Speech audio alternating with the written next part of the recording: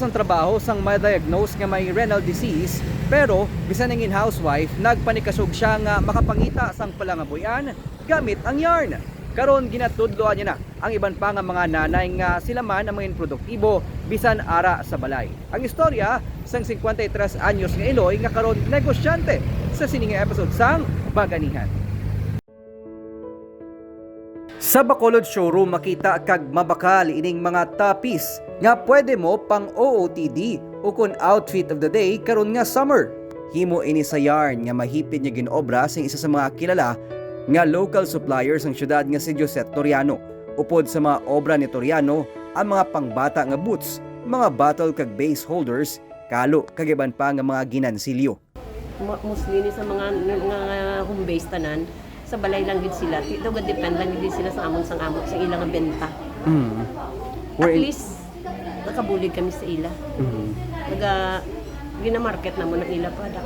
Hindi lang pang showroom ang mga obra ni Toriano, kalabanan siya mga obra ang nakalabot na sa abroad. Suno sa iya sa klase sa home economics, natunan niya ang crochet o kunang pagansilyo. Tubtob nga inina ang iya nangin hobby, hasta nga wala man siya magdumdum nga ining makahatag sa iya sang palangabuyan kag magsalbar sa iya sa tion sang pangkinahanglan. Istorya ni Josette na diagnose siya nga may balatian sa renal disease. Sa ginsugura na ang iya pagpadialysis sang 2013, nagka-depresyon siya. Madason nga nawadan siya sang trabaho bilang medical secretary sa ospital sang nag-pandemic. Before na para ko sa stage nga do gina-deny ko bala sa self ko nga i-dialysis ko.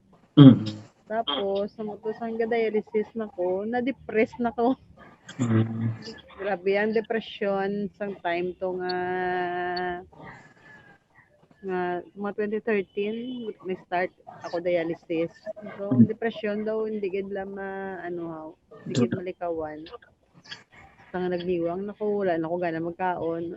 Pero sa baylo nga madulaan sang paglaom, gintagaan ang tensyon ni Toriano ang iya pag-obra sa mga ginansilyo.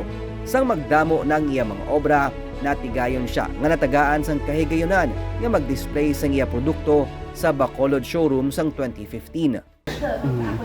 Ano siya kalawig din nga nag-producer sa inyo? Na 2009 kami, 2010 something. 2010 sa nagsulod until now. Go off on siya tungod pa dialysis. Humalin pa man sang 2001, nangin kabahin na si Toriano sang team sa mga training instructors sang DTI nga nagatudlo sa mga kasubong niya nga mga housewife kag negosyante sa paghimo sa mga produkto halin sa yarn. May ara man sa mga nagapatudlo sa iya bilang private instructor sa crochet. Ang iban gani suno sa iya, nangin competitor niya na. Ako nagatudlo sila crochet kung paano. Ang iban nami man mag-crochet, iban tuludluan gid kay first time na nila nga nag-crochet. Tapos exchange kami number kag dason kali ang iba niya nag-text ako kung paano obrahon. Sang kung natudlo ko lang sila basic, ang basic nga kung kinahanglan may training mo na imo nga self sa sa Bisan mga himata kag kakilala ni Josette ang nabuligan niya man nga mabaligyang ila obra nga ginansilyo sa showroom.